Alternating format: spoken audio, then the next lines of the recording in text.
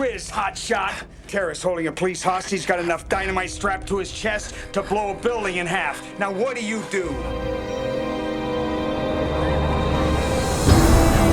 All right, gentlemen, what we have here are 13 passengers in an express elevator.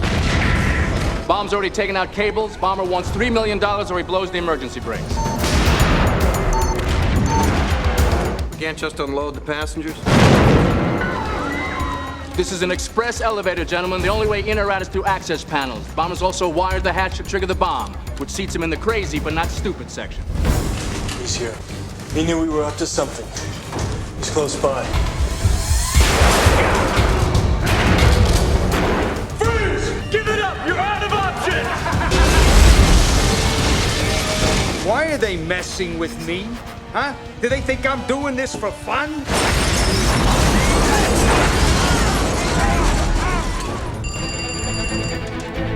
There's a bomb on a bus. Once the bus goes 50 miles an hour, the bomb is armed. If it drops below 50, it blows up. No one goes off the bus. Tell him to stop! You try to take any passengers off the bus, I will detonate it. I want my money by 11 a.m. Okay, look, man, we don't have to go so fast, all right? Just slow down a little bit, all right, man? Just slow down.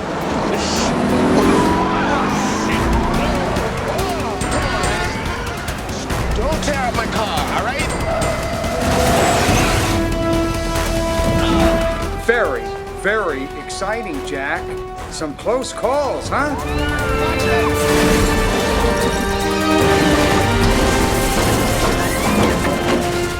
This guy has no MO. A bomber falls in love with one kind of bomb, and they're very monogamous. This guy uses C4, dynamite, different trigger every time, and now he throws in this watch. I want to look at the files for the last 10 years. We did the mugshots already. It's not gonna help. No, I want to look at cops. What is this guy's deal? It's a game. If he gets the money, he wins. If the bus blows up, he wins. What if you win? Then tomorrow we'll play another one.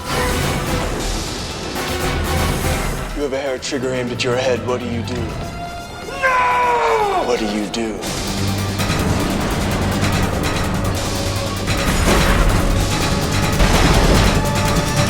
This is much better.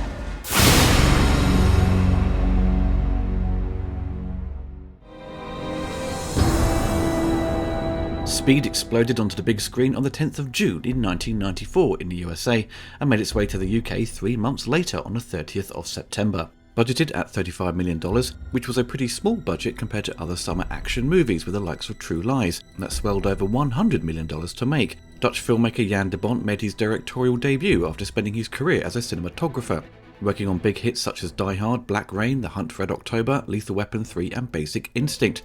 Speed would prove to be a massive financial success for 20th Century Fox, with the film earning $350 million worldwide, and also becoming a big hit on home video and Laserdisc. The critics praised the movie for its inventiveness, intense action, and it would earn 2 Academy Awards for Best Sound and Editing. Entertainment Weekly gave the film an A rating, saying it's a pleasure to be in the hands of an action filmmaker who respects the audience. De Bont's craftsmanship is so supple that even the triple ending feels justified, like the cataclysmic final stage of a Sega deathmatch.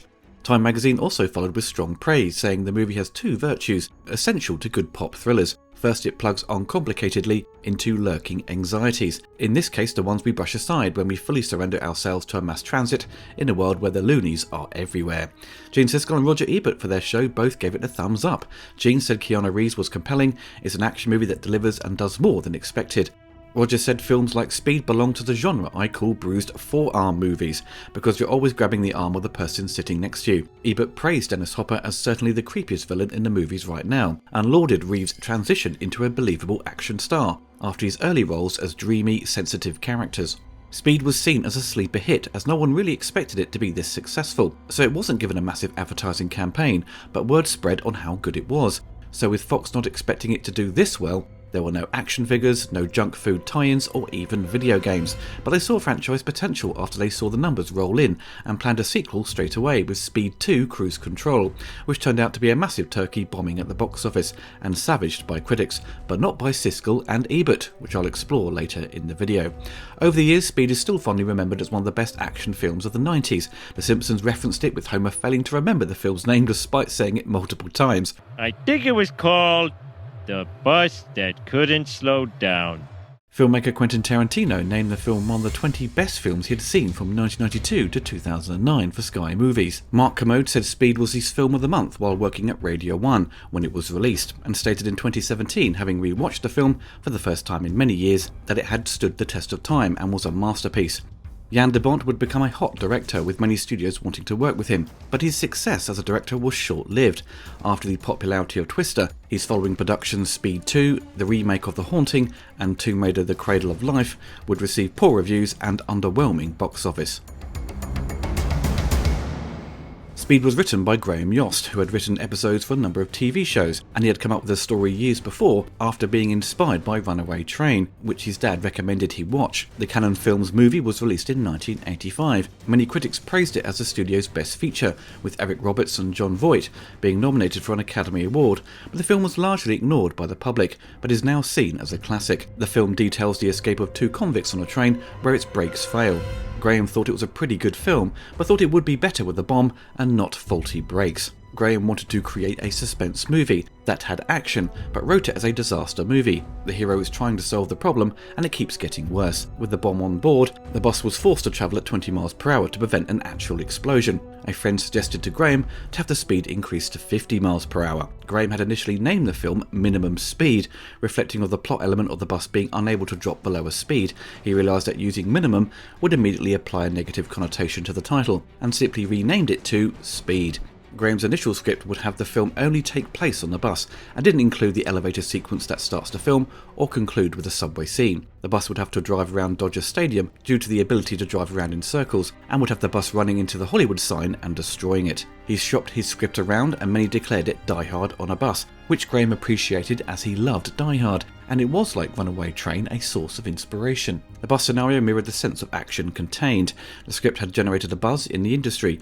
Paramount Pictures expressed an interest and greenlit the film and chose John McTiernan, as he had directed Die Hard. However, McTiernan eventually declined, feeling the script was too much of a Die Hard retread, and suggested Jan de Bont, who agreed to direct because he had the experience of being the director of photography of action movies including Die Hard and The Hunt for Red October. Jan had been waiting to direct for years, feeling many times frustrated with directors getting it wrong, putting the camera in the wrong place, and he wanted to make his own decisions, and he loved action movies, so taking on Speed was ideal. Though he thought a movie about a bus sounded very boring, but with some changes it could be fantastic.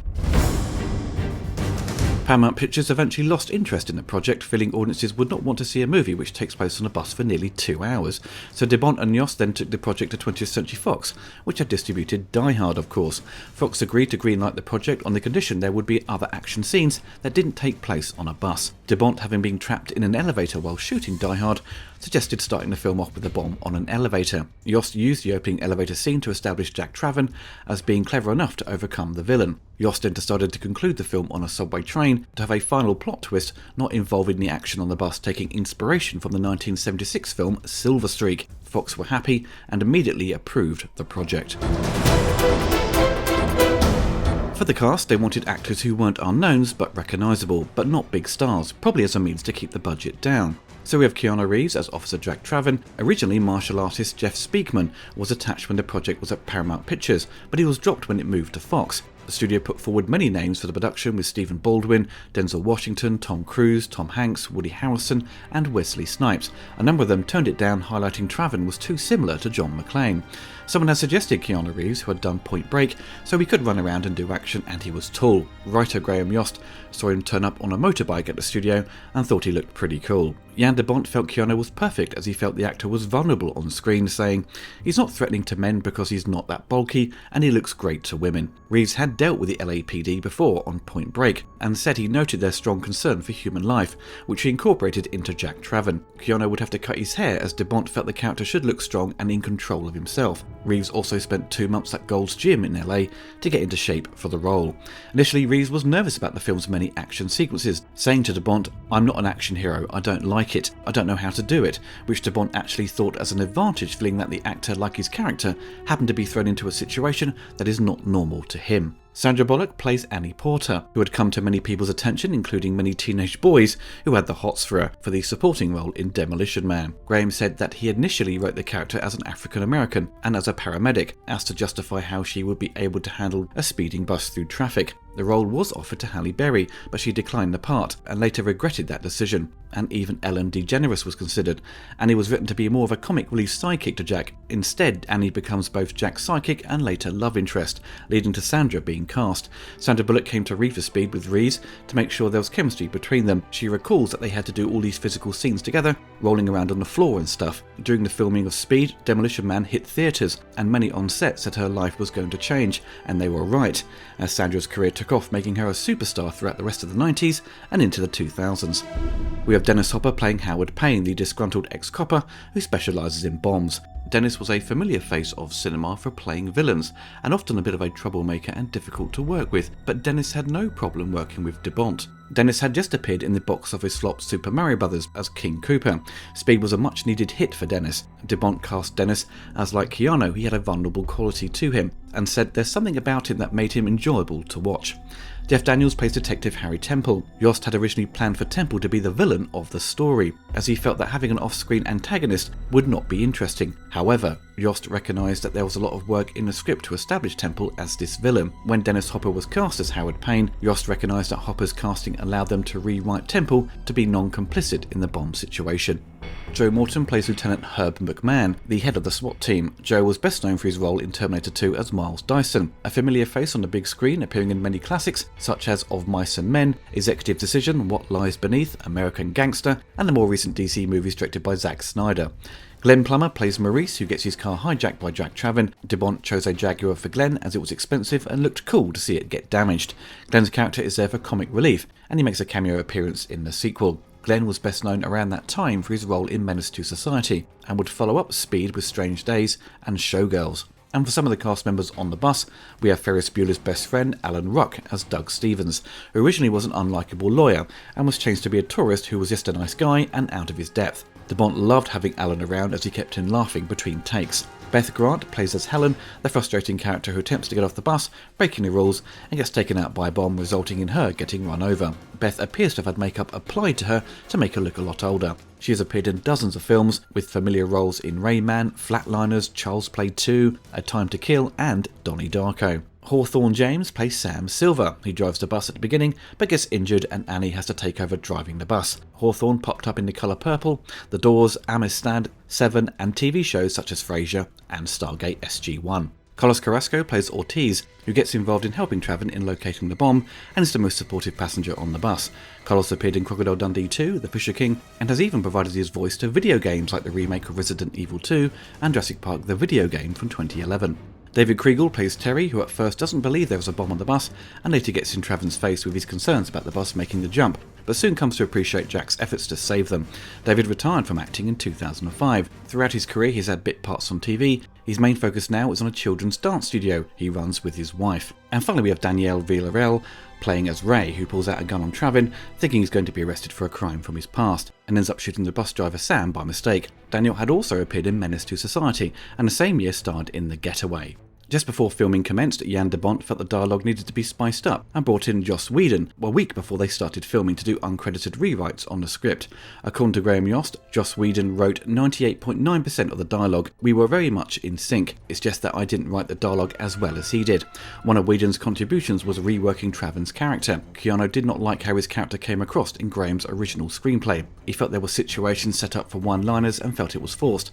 With Reeves' input, Whedon changed Traven from being a maverick hotshot to the polite guy trying not to get anybody killed, and removed the character's glib dialogue and made him more earnest. Yost also gave Whedon credit for the pop quiz hotshot line. Whedon also created a few significant plot points, like the killing of Harry Temple.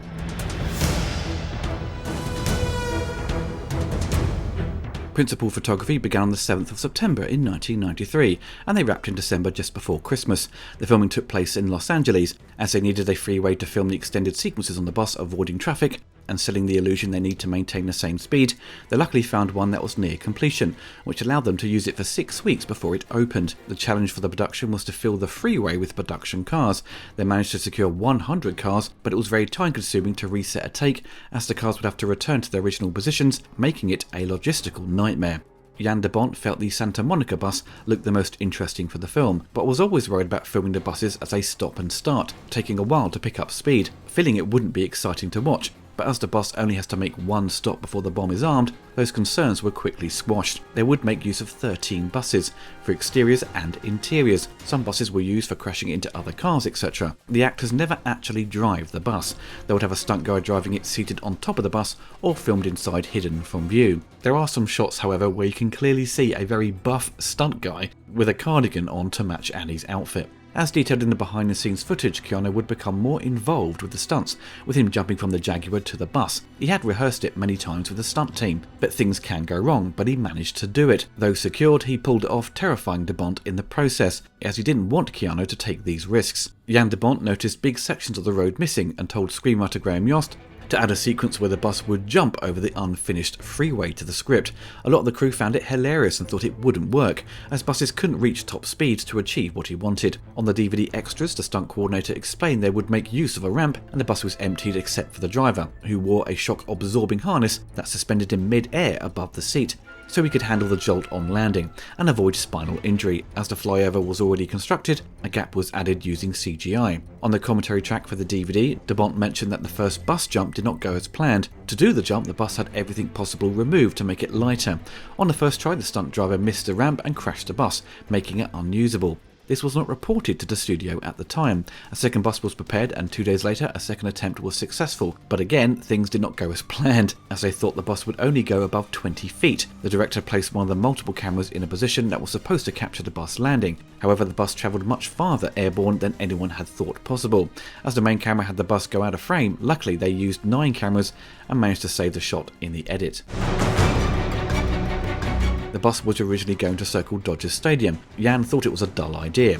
He thought it would be best to drive around LAX, making use of a new runway at the Mojave Airport, which doubled for LAX. For the plane exploding, they purchased a disused one for $80,000 and blew it up in the desert. As the train smashes out of the ground onto the Hollywood Boulevard, those in charge of the street were very supportive and closed it down from both ends. You can see 2001 Space Odyssey playing at the Chinese Theatre. Jan de Bont was a huge fan of the film and wanted to include it. The driver of the train wasn't supposed to be seen, as it was unmanned. The stuntman had to look through a tiny porthole and then had to drive into a pipe ramp that causes the bus to flip over. Then the train is on a cable as it gets dragged down the street.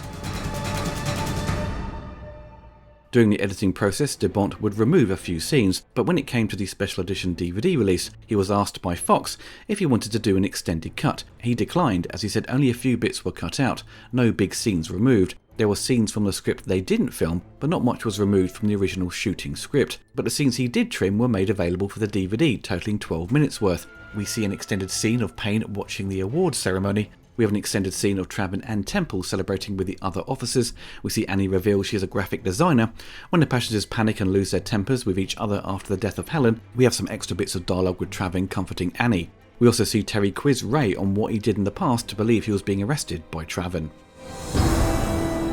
For the film's plot, it opens with a bunch of people trapped in an elevator that is rigged with bombs to explode, and the bomber wants $3 million in ransom or will detonate the bombs, killing all of them. The LAPD SWAT bomb disposal squad are brought in to deal with the situation to avoid any casualties. Jack and Harry figure out the terrorist is in the building.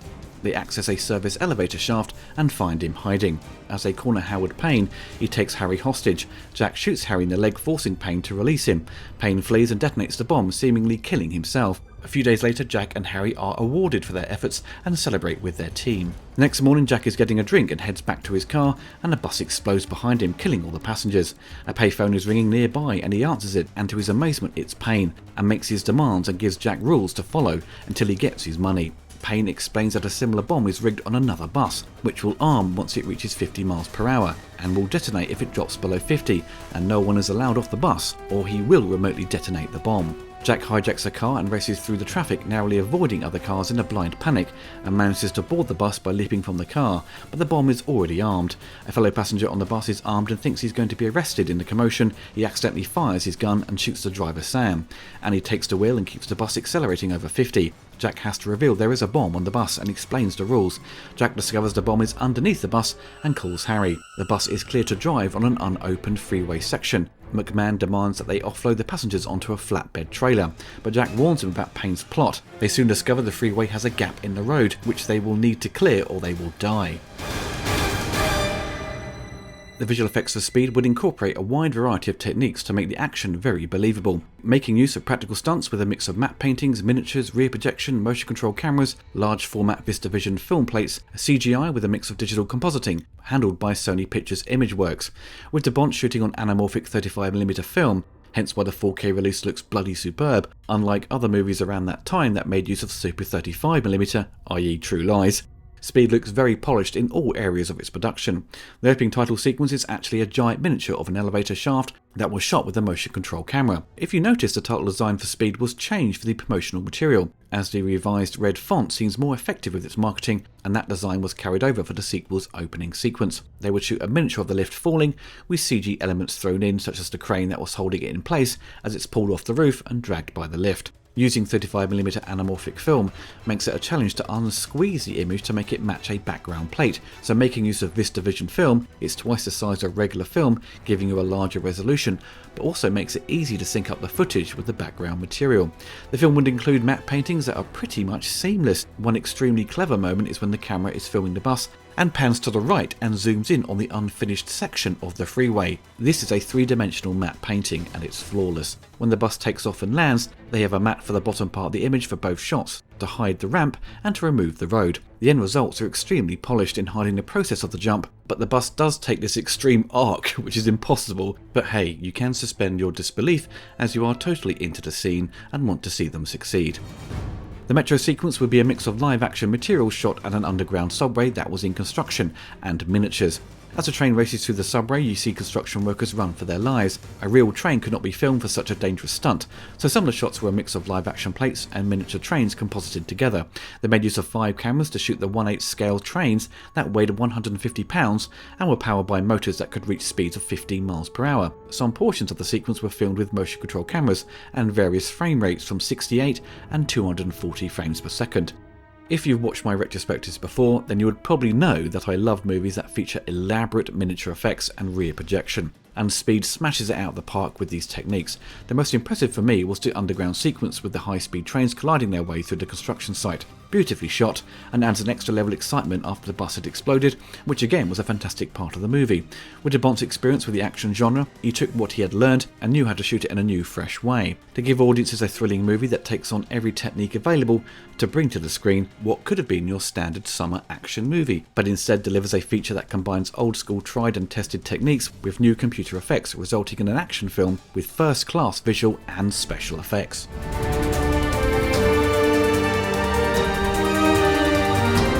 The score to Speed would be handled by Mark Mancina. This would be the first feature film he would receive a solo credit, making it his breakout score. Mark was a trained guitarist and pianist and had worked under Hans Zimmer and his company Media Ventures, providing additional music for Days of Thunder and True Romance. Originally, Michael Kamen was signed on to do the score, but DeBont really wanted Mark, as he had tempted Speed with the music he did for True Romance. Mark would only have 6 weeks to compose the score. Mark in an interview said, "It was one of those things where I decided to take all the percussions from the orchestra and moved it to sampled bus sounds. I had a friend of mine who went out to a metal yard and sampled tons of metallic sounds. This was a while ago when they didn't have sample libraries with metallic sounds, so this was a new concept that really worked because the movie was about a bus. But today that's become the sound of action movies. Everything else about Speed is orchestral. If you take that percussion out, it's a completely orchestral score, yet people always say, that was a cool synthesizer score. I don't get it. It's like a 100-piece orchestra on it. Whatever, that's what people heard, whatever they want to hear." The score became so popular within the industry and with film score fans that it helped define the sound of the 90s. Mark said he got calls all the time. "You are the guy that did Speed. We want this Speed thing." The main theme to Speed was clearly appreciated by video game creator Hideo Kojima, who used a very similar theme in his famous Metal Gear Solid series. Many fans have had endless discussions about it over the years and wondered if Mark Mancina was ever aware of it being a blatant copy. In early 1994, producer Mark Gordon chose record producer Ralph Sal as the music supervisor for the film and its soundtrack. He was tasked to create a concept album with a compilation of various songs from different eras and genres that would feature a diverse range of artists that would be familiar to the film genre. Thus, the resulting soundtrack consisted of songs mostly about speed, cars and travelling, with Billy Idol providing a song especially for the film called Speed, Naturally, which topped the charts, which surprised me, as I thought Billy Idol had fell out of popularity by this time, but obviously not. The soundtrack album would prove very popular, selling over 100,000 copies in Japan alone. Mark Mancina's score would get a separate release featuring 40 minutes of his score and would get expanded in early 2012 by La La Land Records, featuring the complete score and Billy Idol's song. What can you say about the Speed score that hasn't already been said? It's one of those 90s scores that captures what was going on with action cinema. It sounded fresh with its digital sampling mixed with a full orchestra. It's a similar sound that Mark would bring to Bad Boys the following year, but this type of sound would define a lot of the scores throughout the later part of the 90s and into the 2000s that would continue that Hans Zimmer type sound that came with its own share of problems, with the lack of memorable themes, with copy and pasting that resulted in film scores sounding like background material and all too samey. But Speed thankfully has a lot going for it. It has a main theme that includes all the other prominent themes to create a suite, which Jan de Bont loved. Mark litters the action scenes with heavy percussion to help match and enhance the sequences to ramp up the tension. It has eerie atmospheric cues for the opening elevator sequence. There are some tracks on the score that don't do much and sound a bit repetitive, and other moments it sounds a bit chaotic and lacking direction. But once things work, it really kicks into gear, and Mark's music excels, making for an exciting listen. Sadly, the expanded score has been out of print for a while, but you can still get the original score released from the 90s easily on eBay for a cheap price.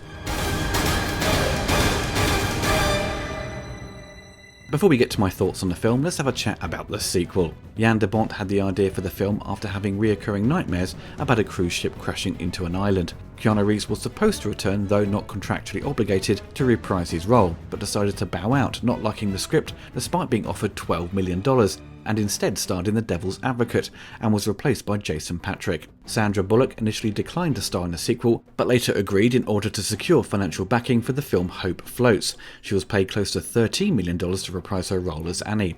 Production took place aboard the Seabourn Legend, the ship on which the film is set. The final scene, in which the ship crashes into the island of St. Martin, cost almost a quarter of the film's budget and set records as the largest and most expensive stunt ever filmed. The film cost $160 million, a major leap over the original film, and this is not accounting for promoting it, and earned basically the same back. Thus it was a massive loss for the studio. The film was savaged by the critics who complained about the lack of Reeves, and moving from the fast-moving bus to a slow-moving cruise ship was hilariously ill-conceived. Siskel and Ebert, to everyone's surprise, gave it a thumbs up. Gene Siskel defended the film, calling it a truly rousing ocean liner adventure story.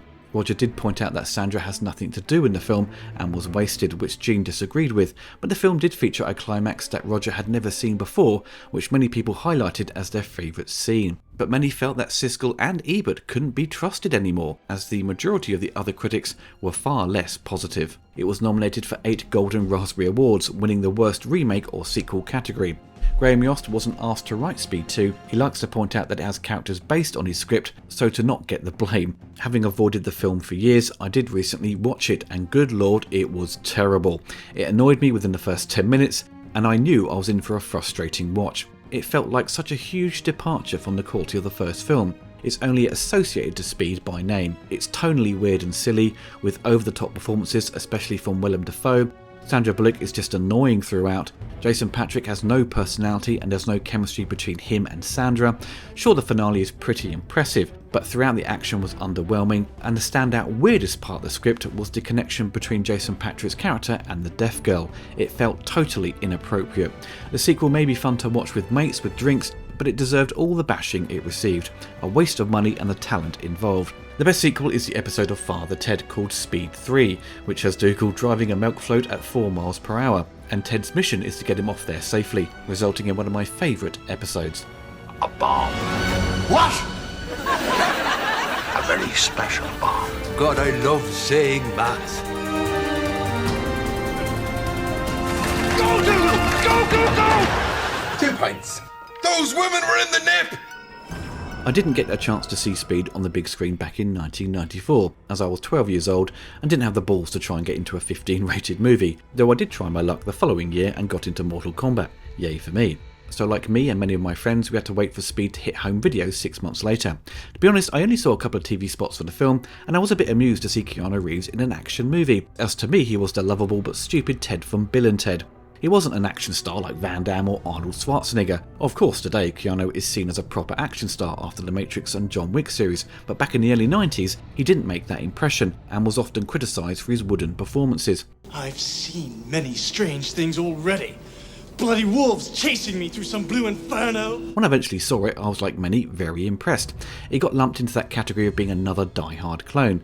But outside of Keanu being stuck on a bus for a period of time, I didn't see it as that. Under Siege the year before and Sudden Death the year after Speed, they both followed more of the Die Hard formula.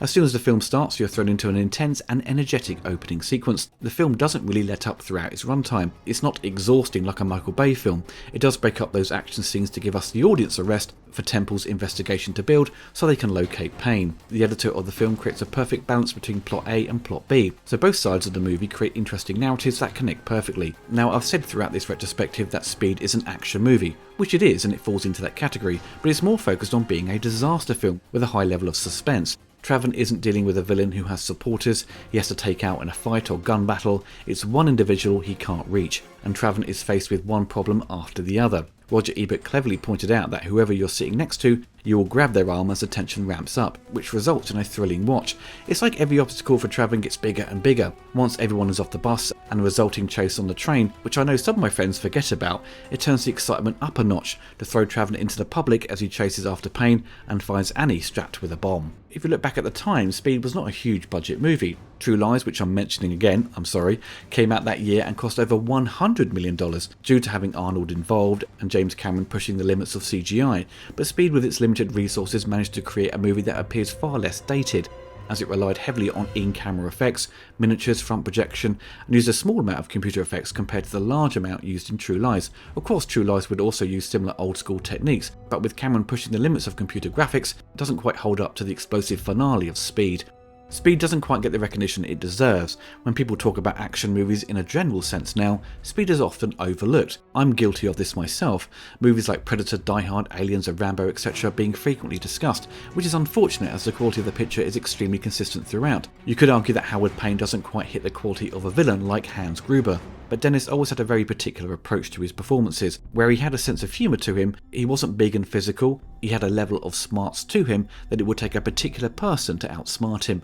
Like Keanu's character, he has a vulnerability to him. With great villains, you can sympathise with them and understand to a certain degree why they're doing this. You may not agree with their actions, but you can invest in them, and Dennis always had that ability to get the audience to be interested in the characters he portrayed. Keanu Reeves doesn't come across as a two-dimensional character. He could have fallen into that easily and just been a straightforward guy who could deal with problems with ease, just like a superhero. He had, like Dennis, character flaws that showed his weakness. He does have some traits of John McClane, having a character who seems believable and grounded, but he doesn't come with any emotional attachments. He's just a good guy who is good at his job and takes it seriously. Once things don't go to plan, and with the loss of Harry, he shows his emotional side. He's lost without him and alone, but he has the support of Annie to keep him going, which drives their friendship. Sandra's character Annie gives the action a slice of light-heartedness. Despite the stress of driving the bus, she always has to keep Traven calm, like he does with her when she's feeling unsettled by the situation, creating a great chemistry. It develops a romance between them despite the fast-paced action. They connect and it feels natural. They only look directly at each other a few times before they get into the metro scene, where it becomes more dramatic and intense. Thankfully, Speed is not played completely straight. There is a certain level of cheese to it and genuine humour. Traven is more than happy to receive a gold watch for his services, as he needs reminding why he took this dangerous job. The pop quiz hot shot line became the film's most quotable piece of dialogue. Harper from the get-go has a certain level of over-the-top nature to his character that is amusing, but also has a slice of danger to his personality, that we could take him seriously, but his petty jabs at Traven on the bus to criticise him always generates a few chuckles. Keanu pretty much plays it straight. His character is not there to cut jokes. but he does get a little moment at the beginning with this scenario about the hostage, and Traven says shoot them, which he does with Harry shooting his leg and with Keanu giving a great reaction. It's a bit unfortunate that Jan de Bont didn't manage to continue his success after Twister. I suppose the ideas he brought to the table for his other productions were a bit out there or failed to connect with audiences. It's surprisingly quite rare for cinematographers to move into directing, and for their transition to be successful. The director of photography on Speed was Andrei Barkowiak, who was a brilliant cameraman but also followed a similar path, having some early success with Romeo Must Die, but soon directed some turkeys like Doom and Street Fighter: The Legend of Chun-Li. John R. Leonetti, who was also a successful cinematographer, moved into directing, and his first feature was Mortal Kombat Annihilation. Enough said. I think many of us would love to see Sandra and Keanu come back for a third film, but the novelty of the bus can't be repeated. They can't set it on a train, as that was the finale of the film. Speed is one of those movies that didn't warrant a sequel. It takes a high concept idea and gives you everything all wrapped up in a neat package, making it very hard to top, but also it makes it difficult to come up with new ideas that would warrant a follow-up, and because that hasn't happened, any chance of a third film is highly unlikely. Speed is certainly up there as one of the best action/disaster films of the 1990s. It demonstrated that Keanu could handle action with ease, and I applaud him for taking on a lot of the stunts himself. We didn't see the top action stars in Hollywood do this. Sandra demonstrated that she was a pro at comedy and showcased she could play a down-to-earth character that was relatable with little to no effort. I'm not surprised she became so popular. And Jan de Bont proved to Hollywood he was highly skilled in directing and framing action scenes. He wasn't just that guy behind the camera being told how to light the picture. He had his own vision that would bring something new to the table, upping the game in the action genre. Overall, Speed is just a bloody good film that is practically flawless in its execution, that manages to keep up the momentum throughout, which is tough to do, but de Bont and everyone involved made it feel like it was second nature to them. Everything just came together to make the perfect summer blockbuster.